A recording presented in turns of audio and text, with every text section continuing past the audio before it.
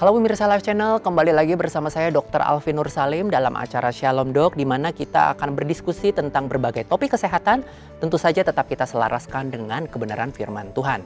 Pastinya pemirsa Live Channel setuju bahwa kesehatan anak begitu penting, karena masa depan kita tergantung pada masa depan anak-anak kita. Untuk berbicara tentang kesehatan anak dan tumbuh kembang anak, telah hadir bersama kita Dr. Jesselyn Tengkawan. Halo Dr. Jesselyn, apa kabar? Halo Dr. Alvin, kabar baik. Lagi sibuk apa nih sekarang Dr. Jesselyn akhir-akhir ini? Sekarang lagi mau bikin acara sih di Lombok, di Nusa Tenggara Barat. Seru banget. Pastinya pemirsa Live Channel juga udah kenal sebenarnya dengan Dr. Jesselyn, karena Dr. Jesselyn sebelumnya pernah menjadi salah satu host Shalom Dok, ya kan? Iya. Nah, tetapi selain menjadi host Shalom Dok, ternyata Dr. Jesselyn juga memiliki ketertarikan terhadap masalah tumbuh kembang anak. Kira-kira mungkin Dr. Jesselyn bisa sampaikan nggak ke pemirsa Shalom Dok, masalah-masalah tumbuh kembang anak apa sih yang Dr. Jesselyn tertarik? Oke, jadi mungkin dari masalah kesehatan anak ya, secara keseluruhan sebenarnya aku paling tertarik sama masalah kesehatan anak di masyarakat. Misalnya yang paling aku lihat paling jelas adalah kesenjangan kesehatan anak. Nah, di mana anak-anak itu beda sekali perawatannya, terpantaunya tumbuh kembangnya itu dari mungkin kalau kita lihat yang paling jelas ya Dr. Alvin dari segi sosial ekonomi. Mungkin di satu sisi yang paling jelas misalnya kalau anak-anak yang dari sosial ekonomi yang tinggi, yang baik, punya timbangan sendiri di rumah. Ya, bisa ditimbang tiap hari juga mau bisa ya ditimbang tiap hari. Tapi di sisi lain banyak juga anak-anak yang mau ke posyandu nggak bisa, mau ditimbang juga nggak bisa. Jadi atau juga aksesnya yang masih kurang. Jadi itu sih yang menjadi fokus aku dan juga teman-teman aku khususnya. Kita fokus terhadap kesenjangan kesehatan anak dan gimana sih caranya mengurangi kesenjangan kesehatan anak.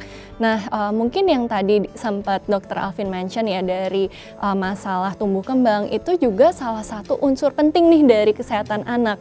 Biasa orang tua cuma mikirin, oh anak saya beratnya naik apa enggak gitu ya. Padahal sebenarnya di luar berat badan itu banyak banget aspek kesehatan anak yang harus diperhatikan. Misalnya pertumbuhan itu nggak cuma masalah berat badan, tapi masalah tinggi atau panjang badan, masalah lingkar kepala, dan kalau pertumbuhan juga perlu disertai juga perkembangan. Misalnya apakah milestones-nya atau misalnya pencapaian perkembangan anaknya sudah terpenuhi atau tercapai dengan baik. Jadi itu sih yang menjadi concern aku.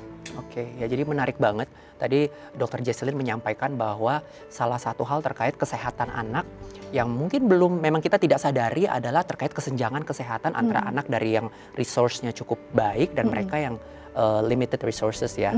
Dan saya juga jadi tertegun nih, saya jadi tersadar bahwa sebenarnya masalah ini sebenarnya masalah yang kurang di-expose sebenarnya. Ya, bahwa memang masalah ini limited access ke healthcare sebenarnya itu juga bisa berpengaruh kepada kesehatan anak nantinya. Betul. Ya. Terus mungkin saya penasaran sebelum kita lanjut ke pertanyaan berikutnya, Dr. Jesselyn, bagaimana awalnya Dr. Jesselyn bisa mulai tertarik dengan isu-isu kesehatan anak? Entah itu mungkin salah satunya juga tumbuh kembang anak dan mungkin proyek-proyek apa saja yang sudah dilakukan terkait kesehatan anak. Oke, jadi pertama kenapa tertarik ya? Jadi yang pertama kenapa tertarik adalah karena aku dulu sempat terinspirasi nih dari dokter anak adik aku dan waktu itu beliau tuh sangat memperhatikan adik aku. Nah, nggak cuma, jadi kan biasa kalau pasien itu ya udah dokter akan fokus terhadap pasien, tapi ini enggak. Jadi dokter anak adik aku itu fokus juga ke aku sebagai saudaranya, sebagai orang tuanya juga diperhatikan kesehatannya.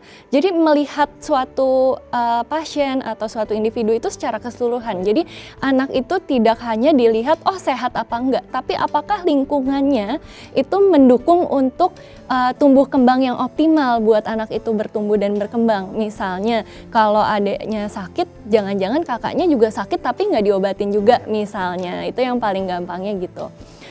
Terus kedua adalah, jadi waktu itu aku pengen banget tuh punya cita-cita jadi dokter anak. Lambat laun setelah dewasa, habis itu semakin kuat nih ternyata panggilan untuk menjadi seorang dokter, karena bukan cuma masalah wah keren, tapi ada masalah kepuasan sendiri ya kalau ngelihat misalnya kita nolong orang, terus orang yang ditolong juga senyum dan senang, bisa apa ya, relieve other people's pain gitu ya. Yep. Kayaknya senang banget gitu. Jadi itu juga yang salah satu yang mendorong aku akhirnya semangat buat mengejar cita-cita nih untuk jadi dokter.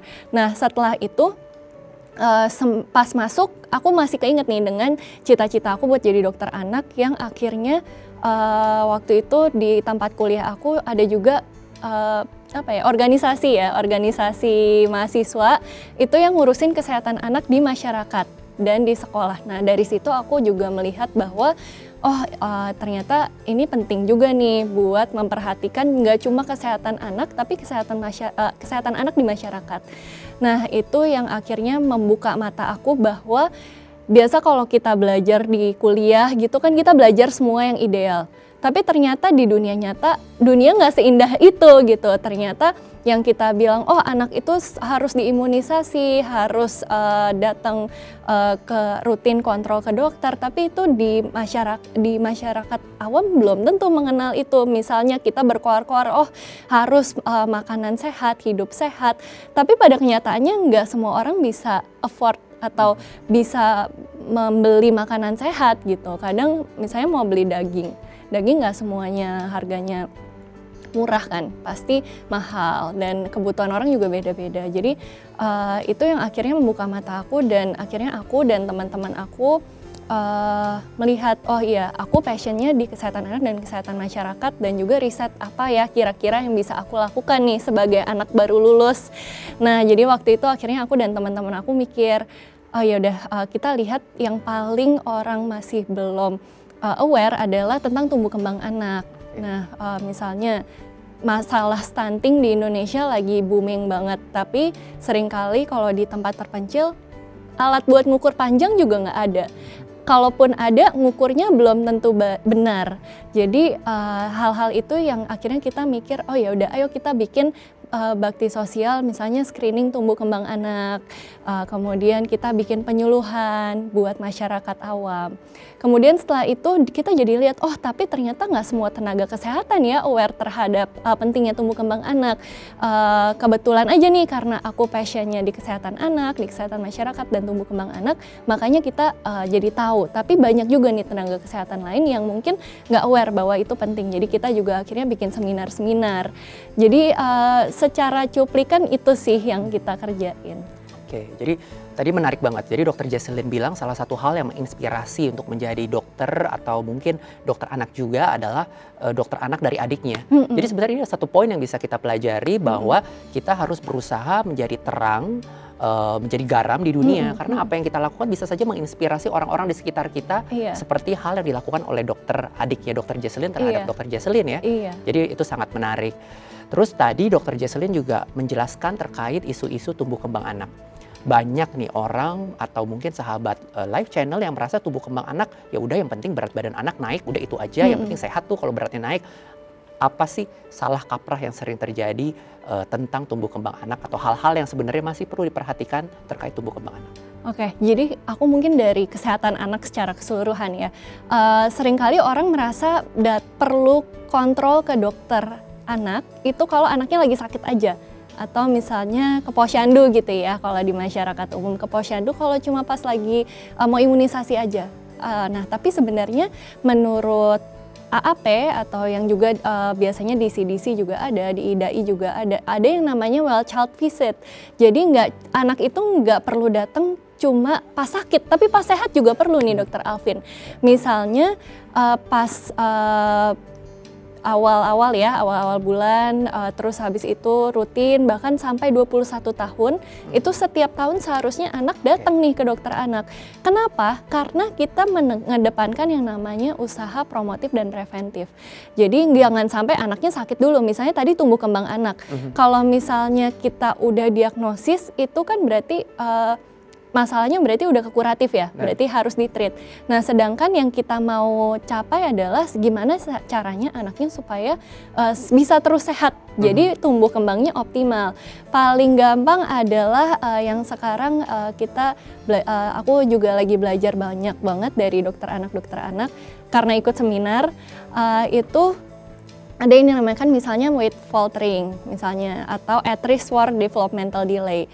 Nah, yang paling gampang aku mungkin kasih ilustrasi ya. Jadi misalnya anak itu dari tiap bulan itu kan di awal-awal 2 tahun pertama misalnya, itu kan kita harus pantau banget ya pertumbuhan beratnya, kenaikan berat badannya tiap bulan berapa sih yang ideal. Kadang kalau misalnya kita ke posyandu atau puskesmas, biasa kita cuma atau mungkin kita sebagai orang tua gitu ya, kita masih belum aware, kita cuma lihat oh yang penting berat badan anak saya nggak di bawah garis merah atau BGM gitu. Padahal lebih dari itu gitu. Misalnya masih di hijau nih atau masih di kuning, tapi berat badannya itu masih tapi kenaikan berat badannya nggak optimal. Misalnya harusnya naiknya 300 gram, tapi naiknya cuma 100 gram, itu kan nggak optimal. Nah, itu sebenarnya ada tuh tabel-tabelnya. Jadi kalau kenaikannya tidak optimal, itu harusnya sudah langsung diintervensi, entah misalnya kalorinya dinaikkan atau bagaimana. Nah, itu tentunya perlu konsultasi ke dokter anak ya, dokter spesialis anak. Nah, jadi itu yang contoh aja yang kesenjangan dan pentingnya yang kadang salah kaprah gitu, jangan sampai udah sakit gitu. Oke, jadi Dokter Jesslyn baru saja menjelaskan bahwa tumbuh kembang anak itu tidak hanya terkait naik berat badan, tapi kalau bisa tuh kita one step ahead ya, yaitu kita promotion, prevention, anaknya kalau bisa nggak jatuh sakit gitu ya. Betul. Oke, seru banget perbincangan kita dengan Dokter Jesslyn. Pastinya masih banyak yang akan kita tanyakan ke Dokter Jesslyn terkait kesehatan dan tumbuh kembang anak. Jangan kemana-mana, kita akan kembali lagi setelah pesan-pesan berikut ini.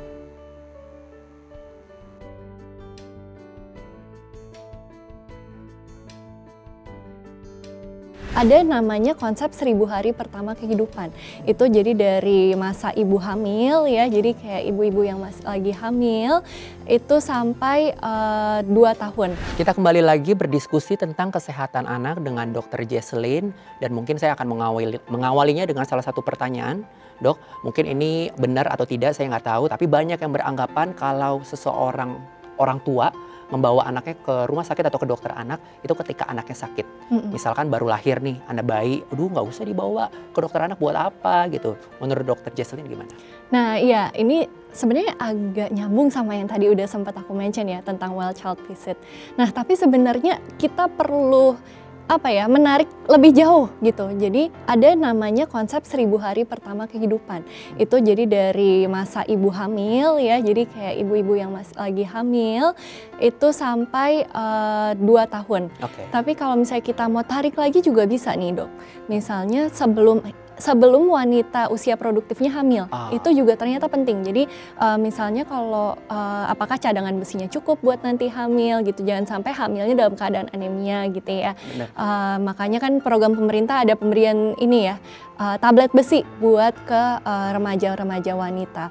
Nah, jadi yang paling penting itu kontrol tuh, jadi punya ANC, antenatal care visit ya, kunjungan ibu hamil rutin ke posyandu atau ke puskesmas ya. Kalau posyandu biasa cuma ditimbang beratnya, tapi ke puskesmas buat diukur semuanya, perlu imunisasi, misalnya imunisasi tetanus, itu juga perlu. Kemudian gizinya, apakah pertambahan berat badan ibunya optimal, jangan-jangan nggak optimal. Terus habis itu ya udah kalau udah lahir juga ke dokter anak, itu rutin sampai yang tadi 2 tahun itu penting banget karena nggak cuma perlu yang tadi ya pemantauan tumbuh kembang, tapi juga ada yang namanya imunisasi. Nah imunisasi ini penting banget nih buat mencegah kesehatan yang bisa dicegah gitu. Oke, tadi menarik sekali yang Dokter Jesslyn bilang bahwa kesehatan seorang anak itu bahkan dimulai sebelum masa konsepsi. Dimulai bahkan kesehatan ibu saat remaja atau saat usia subur itu harusnya mulai dipupuk. Betul. Itu mungkin satu hal yang perlu kita sadari, bahwa walaupun kita masih remaja, belum menikah, penting sekali untuk menjaga kesehatan, mungkin salah satunya gizi. Gitu, karena itu bisa mempengaruhi kesehatan janin yang nanti akan kita kandung kelak. Gitu ya dok ya? Betul. Wah itu penting banget nih, itu salah satu informasi baru sepertinya.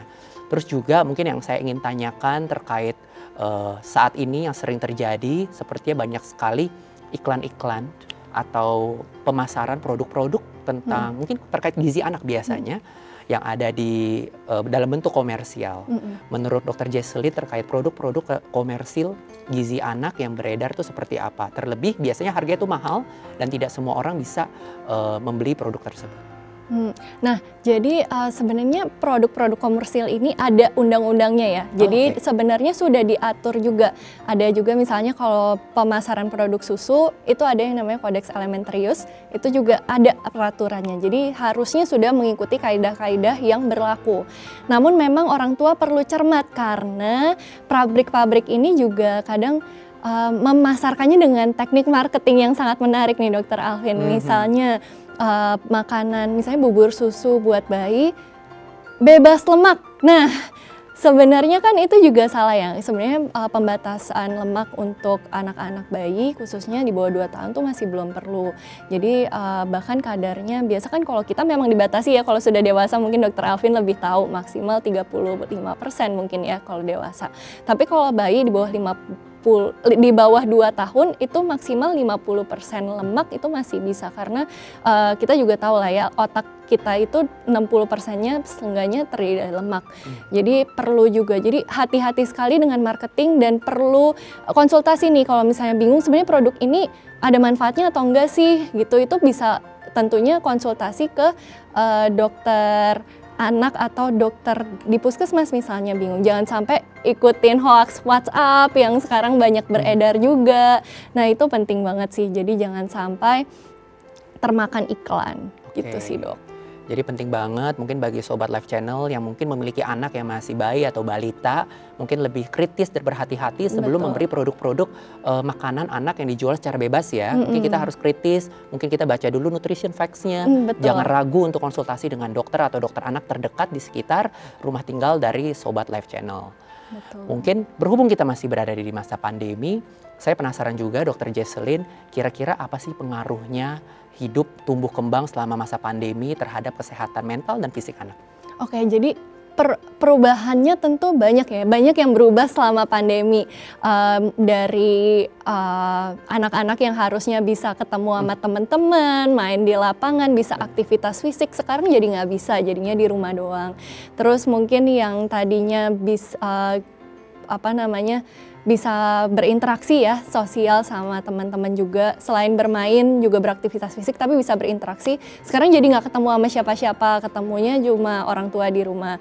Nah itu tentunya sangat berdampak, apalagi misalnya orang tua yang harusnya kerja jadi work from home ya, WFH, terus tapi juga nggak bisa terlalu merhatiin anaknya karena sibuk kerja. Jadi itu juga banyak menimbulkan kesulitan-kesulitan tersendiri ya untuk keluarga.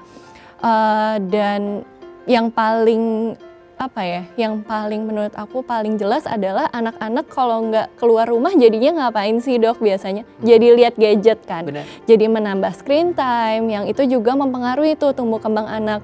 Terus orang tua mungkin kerja daripada anaknya nangis, rewel, udahlah dikasih nonton TV aja atau dikasih nonton YouTube aja. Nah itu juga sangat berpengaruh. Nah sebenarnya kan ada ya batasnya, misalnya di bawah 2 tahun harusnya nggak boleh nih lihat gadget kecuali misalnya video call yang benar-benar diinteraksi. Kalaupun di atas 2 tahun sebenarnya nggak boleh loh ditinggal Dok, misalnya nonton TV atau lihat gadget itu ditinggal sebenarnya nggak boleh. Jadi harusnya didampingi, misalnya dijelasin ini maksudnya apa, jadi dibikin interaktif gitu. Jadi itu sih yang harus hati-hati banget. Oke, jadi tadi Dokter Jesselyn baru saja menjelaskan satu informasi baru juga nih, bahwa mungkin jangan mentang-mentang anaknya jadi diem kalau dikasih gadget, jadi setiap saat dikasih gadget, karena itu tentu bisa menjadi pengaruh negatif untuk anak. Kalau memungkinkan orang tua harus mendampingi si anak jika memang perlu gadget banget gitu ya Dok ya. Betul.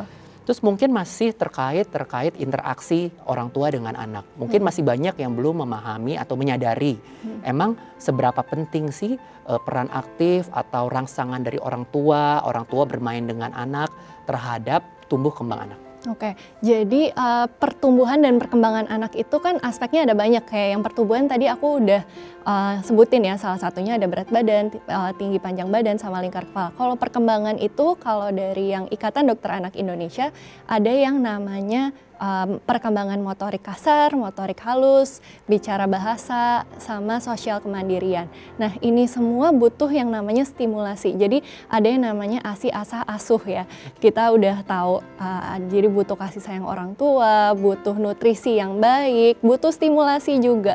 Nah, kalau satu unsurnya diambil, misalnya, oh ya udahlah dikasih kasih sayang aja, dikasih nutrisi, tapi nggak distimulasi, itu tentunya juga nggak optimal jadinya tumbuh kembangnya. Misalnya jarang diajak ngomong, jarang dibacain buku cerita, nah itu juga berpengaruh banget. Jadi harus distimulasi dengan baik. Dan stimulasinya gimana caranya?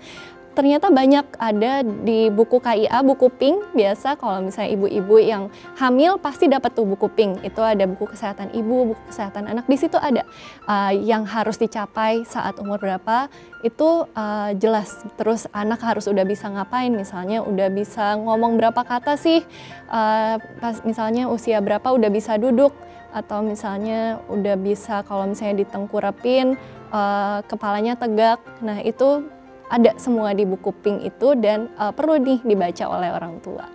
Oke, menarik sekali. Jadi bagi orang tua di luar sana, mungkin coba mulai kurangi screen time anak dan coba berikan rangsangan anak, berikan mungkin permainan yang interaktif, sehingga terjadi interaksi antara anak dan orang tua yang pada akhirnya bisa memberikan sumbangsih kepada mungkin tumbuh kembang anak ya, khususnya mungkin perkembangan ya, karena diberikan rangsangan secara terus-menerus. Menarik sekali perbincangan kita dengan Dr. Jesselyn, pastinya masih banyak yang akan kita tanyakan ke Dr. Jesselyn. Jangan kemana-mana, tetap bersama kami. Kita akan kembali setelah pesan-pesan berikut ini. Semangat juga jadi orang tua. Memang susah, tapi pasti bisa dijalani dengan baik. Masih berbicara tentang kesehatan anak, pastinya topik yang tidak habis-habisnya kita bahas.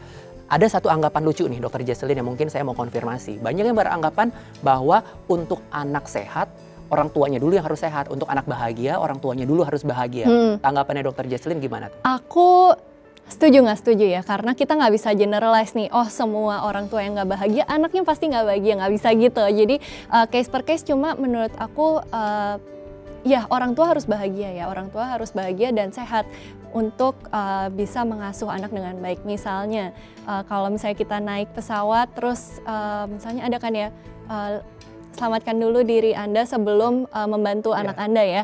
Jadi ya kita juga harus tahu dulu nih gimana sih cara menjaga kesehatan kita gitu. Karena di saat kita sakit, di saat kita nggak bisa optimal dalam menjaga kesehatan kita, kita juga nggak bisa nih dengan optimal menjaga kesehatan anak kita. Misalnya kita deh dok, ya kan kita maksudnya kita sebagai dokter juga gitu. Sebagai kalau kitanya sakit, kita juga nggak bisa nih merawat orang yang sakit kalau dokternya sendiri sakit. Kurang lebih analoginya mirip-mirip kayak gitu dok. Jadi ya tentu saja ikatan batin itu pasti ada ya. Jadi kalau misalnya orang tuanya sedih, anak juga walaupun misalnya belum bisa ngomong, bisa merasakan yang namanya sedih, bisa berempati juga. Jadi tentunya ya harus semangat juga jadi orang tua. Memang susah, tapi pasti bisa dijalani dengan baik. Jadi penting banget bagi orang tua di luar sana untuk terus menjaga kesehatan, memang menjaga well-being-nya sendiri. Memang itu penting, tapi mungkin Dr. Jesselyn juga bermaksud jangan menjadikan itu kambing hitam, tidak memperhatikan anak, malah egois untuk kesenangan pribadi, kurang lebih seperti itu ya dok ya? Betul. Oke, berbicara tentang kesehatan anak, pastinya kita berbicara tentang sebuah sistem kesehatan yang mungkin sangat kompleks. Menurut Dr. Jesselyn sendiri, mungkin ada nggak hal-hal yang masih perlu kita perbaiki dari sistem kesehatan atau pendidikan di Indonesia untuk mengoptimalkan kesehatan anak Indonesia? Oke, menurut aku pemerintah dan juga NGO-NGO yang ada ya di Indonesia itu sudah berusaha sangat keras ya dalam membentuk program-program, kebijakan yang ada, dan juga kalau dalam kesehatan anak tentunya ada Ikatan Dokter Anak Indonesia ya yang rajin mengadvokasi mengenai pentingnya kesehatan anak di Indonesia.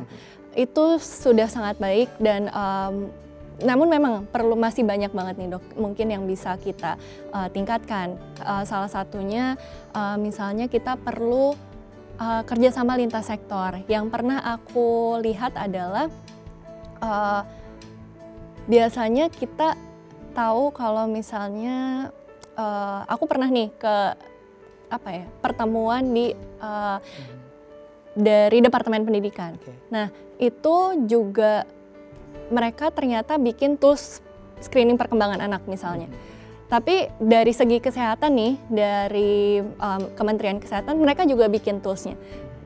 Jadinya ya gitu, semua orang bikin, BKKBN juga bikin, tapi nggak kerja bareng-bareng. Padahal kita tahu nih kalau misalnya kita bekerja sama, kita berkolaborasi, tentunya hasil yang dicapai akan lebih optimal dan lebih baik. Jadi perlu kerjasama lintas sektor yang lebih baik. Dan yang kedua perlu data yang lebih baik juga nih, karena mungkin kayak kita misalnya paling gampang lah nyari prevalensi penyakit apa, kadang susah ya, kadang masih belum ketemu, kadang atau enggak pas ketemu tapi ternyata nggak update. Misalnya data kesehatannya masih belum terupdate nih, jadi perlu juga membenahi data-data kesehatan anak supaya kebijakan yang dibuat juga data driven policy gitu, jadi bukan yang berdasarkan, kalau sekarang kan kita membuat kebijakan kesehatan berdasarkan apa sih? Gak tahu ya. Berdasarkan data ya. Gitu. Harusnya berdasarkan data, tapi seringkali data yang ada itu sudah out to date atau udah nggak relevan gitu dengan kondisi sekarang misalnya. Jadi perlu banget nih data yang update gitu. Oke, jadi kurang lebih mungkin yang harus diperbaiki kalau menurut Dr. Jesselyn adalah satu, integrasi kerjasama lintas sektor yang lebih baik, dan juga mungkin pendataan, penelitian terkait data demografis yang ada di Indonesia yang lebih baik. Betul. Gitu ya, Dok, Jadi misalnya Indonesia itu kan sebenarnya termasuk negara berkembang yang limited resource. Jadi kayak kita terbatas nih dana kesehatan. Tapi kita harus mendistribusikannya dengan baik kan. Kalau misalnya nggak ada data ya kita bingung gitu mau ngasihnya gimana, jadinya ya udah disebarin aja, tapi ya nggak tahu apakah emang kita menyebarkannya ke yang tepat gitu, ke penduduk populasi yang tepat. Oke, mungkin itu yang perlu diperbaiki. Mungkin nggak banyak yang tahu sebenarnya Dr. Jesselyn itu sibuk banget loh. Jadi Dr. Jesselyn itu seorang dokter, terus kedua Dr. Jesselyn juga dulu pernah menjadi host Shalomdoc. Tapi nggak banyak yang tahu kalau Dr. Jesselyn sebenarnya salah satu founder dari sebuah proyek yang namanya Capella Project, yang juga sangat berkaitan dengan kesehatan dan tumbuh kembang anak. Mungkin Dr. Jesselyn boleh jelaskan sedikit tentang Capella Project dan mungkin proyek-proyek apa sih yang sudah dikerjakan? Oke, jadi Capella Project itu adalah kita suatu non-profit organization yang fokus terhadap tadi, kita visinya adalah melihat anak-anak di Indonesia bisa tumbuh dan berkembang dengan optimal dan juga bisa mengurangi kesenjangan kesehatan anak di Indonesia. Dan tujuannya adalah membantu pemerintah supaya goals yang ada, RJPMN misalnya, untuk kesehatan anak yang lebih baik, itu kita mau bantu itu, dan kita pengen anak-anak juga bisa tumbuh dan berkembang dengan optimal. Itu yang utama. Dan sebenarnya tadi proyek-proyeknya udah sempat aku mention ya Dok. Jadi kita awalnya screening tumbuh kembang anak, nggak jauh-jauh Dok. Bahkan di Jakarta aja masih banyak dulu. Mungkin sekarang udah jauh lebih baik ya, karena kita juga beradvokasi bahwa ini tuh emang penting, dan emang ini juga udah jadi program pemerintah untuk memperhatikan pertumbuhan dan perkembangan anak. Jadi waktu itu dulu masih belum rutin tuh Dok dilakukan perkembangan anak. Sekarang mungkin sudah rutin di Jakarta. Jadi dulu kita periksa screening tumbuh kembang anak, termasuk memberikan pelatihan juga gimana sih cara tumbuh kembang anak, kenapa sih tumbuh kembang anak itu penting, penyuluhan juga. Kemudian kemarin juga kita sempat dapat grant dari Ikatan Dokter Anak Indonesia mengenai, dan kita waktu itu pakai untuk di Lombok. Jadi waktu itu kita penelitiannya kita lakukan di Lombok, di Nusa Tenggara Barat, di Lombok Tengahnya. Kita melakukan penelitian mengenai makanan pendamping ASI. Sebenarnya orang tua itu kenapa, kan angka stunting cukup tinggi ya untuk di Nusa Tenggara Barat, khususnya di Lombok Tengah. Waktu itu kita di desa yang memang prevalensi stuntingnya cukup tinggi. Nah itu kita lihat apa sih yang menyebabkan angkanya tinggi gitu. Jadi waktu itu kita cari tahu dan kita melakukan kayak demo masak kali ya, demo masak MPASI dan kayak seminar awam gitu buat ibu-ibu supaya bisa memberikan MPASI dengan lebih baik. Jadi waktu itu yang kita temuin dan yang mengagetkan dok nih, ternyata banyak banget ibu-ibu yang ngasih makan anak-anak itu nasi dan air atau nasi dan garam gitu, terlepas dari semua program-program pemerintah yang sudah bagus-bagus. Jadi waktu itu aku juga kaget, wah kenapa nih dikasih ini. Jadi waktu itu kita juga mengajarkan ibu-ibunya. Oke, mungkin saya ingin tanya, menurut Dr. Jesselyn, apa peran masyarakat atau peran gereja yang bisa dilakukan untuk membantu mengentaskan perbedaan kesenjangan tumbuh kembang anak atau mungkin untuk meningkatkan kesehatan anak secara umum? Aku selalu menekankan sih, semua itu dimulai dari diri sendiri. Jadi kita harus sehat dulu supaya kita bisa care for, jadi kita harus sehat dan sehat itu juga bukan secara fisik aja, secara mental, emosional juga, dan itu juga perlu nggak cuma memperhatikan orang yang jauh-jauh, misalnya saya mau ke ke Afrika gitu deh buat menolong anak-anak yang kelaparan di sana, nggak usah gitu. Jadi mulai dari yang paling dekat di sekitar kita, keluarga gitu ya, dari mungkin yang punya keponakan, sepupu, dari hal-hal yang simpel aja, misalnya kita perhatiin nih, misalnya pemirsa-pemirsa di sini kan udah denger nih pentingnya tumbuh kembang anak, ya disampaikan gitu message-nya kayak gimana pertumbuhan perkembangan ponakannya, sepupunya, atau anak sendiri bahkan ya. Jadi mulai lebih aware gitu, semua starts from awareness. Terus kalau udah aware ya mungkin kalau misalnya memang mau ngajak Capella Project, misalnya kita mengerjakan project bersama-sama untuk di tempat yang misalnya aku kan besok mau ngadain di tempat yang juga nggak ada sarana kesehatannya. Nah itu juga mungkin kalau ada yang punya ide dan mau bergabung itu juga bisa banget karena kan kita kolaboratif. Jadi itu sih dari yang simpel-simpel memperhatikan yang terdekat sih menurut aku. Oke, wah keren banget. Banyak sekali yang telah kita pelajari dari Dr. Jesselyn. Pertama, Dr. Jesselyn memberikan kita banyak informasi, membuka wawasan bahwa kesehatan anak itu bahkan dimulai sebelum anak itu lahir. Ya, jadi kesehatan wanita saat remaja, usia aktif, secara seksual itu penting sekali untuk menunjang kesehatan anak. Terus juga yang nggak kalah penting adalah tadi Dr. Jesselyn sebenarnya memberikan contoh baik bahwa kita nih harus menjadi a part of the solution gitu. Kita kadang complain, tapi kita nggak secara aktif thinking what is the right solution gitu ya. Dan Dr. Jesselyn sudah menjadi salah satu contoh dengan membuat Capella Project untuk berkontribusi dalam mengentaskan masalah tumbuh kembang anak. Wah, terima kasih Dr. Jesselyn atas waktunya. Banyak sekali informasi yang telah dibagikan, menarik sekali. Terima kasih banyak Dr. Alvin. Oke, sehat-sehat selalu Dr. Jesselyn. Dengan demikian berakhir sudah acara Shalom Dok hari ini. Saya Dr. Alvin Nur Salim dan juga Dr. Jesselyn undur diri. Sampai jumpa.